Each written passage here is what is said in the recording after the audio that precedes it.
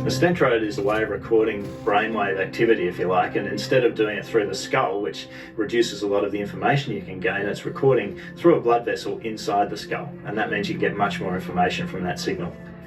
This is what we call a pilot feasibility study, so we're really checking that this is a safe thing to do, and any benefits that come from it are really a great bonus. The stentrode took a little while to develop. I made a lot of them by hand, a lot of different generations, tried a lot of things. By having a self-expanding nitinol scaffold, we're able to put it through a very small catheter, and when it gets to the region of brain responsible for movement, the motor cortex, it can expand to up to 8 millimeters to conform to the curvature of the vessel. So it was quite challenging to get the electrodes there, and certainly we've learned a lot along the way. Whenever you're involved in a new procedure, no matter how much work you do preparing, don't actually know how it's going to go until you do the procedure. When the patients were under the general anaesthetic, when we did the puncture, each step was ticking a box. So the first bit is, can we get access? Yes, we can get access. The next is, can we get the device from low in the neck all the way up to the top of the head on the inside of the skull? And as soon as you achieve that, you get a great sense of we're there, we're on the way. The next thing is trying to make sure that the stentrode is delivered where it needs to be delivered. So it's on the end of a very floppy, long lead, and we have to drop it to within a few millimetres of where we intend to drop it. And then we keep it stable intracranially while we take the lead outside the patient to connect to the telemetry device.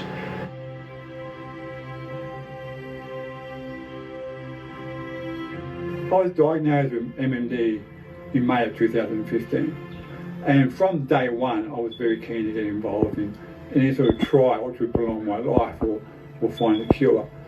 In April 22nd of this year I had the procedure to implant the stentrode into my brain, my motor cortex, and the device into my chest.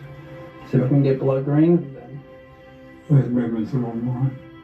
The stentrode sits in a major vein between my motor cortex, and your motor cortex is the planning part of your brain. So the first set of trials that we did was tap the left ankle 10 times, tap the right ankle 10 times, your right wrist, your left wrist. And they took the readings from those commands to write an algorithm. I think about tapping my left ankle, but not actually tapping my left ankle.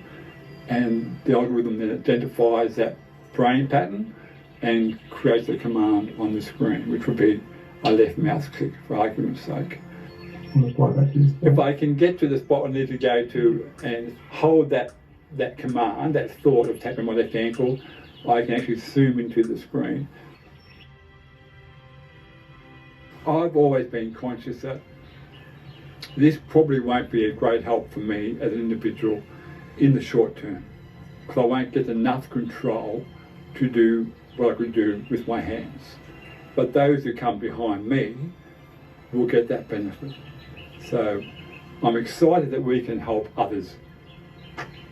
There are a large number of neurological conditions that we can treat with this technology. At the moment we're looking at recording information to allow people to control things, but certainly in the future there's no reason we can't start putting information back, and that might be similar to some products they've got for treating Parkinson's disease or epilepsy by stimulating to suppress seizures, for example. That's not out of the realms of possibility of what we can do with the stentrode, but in a way that doesn't require the invasive surgery.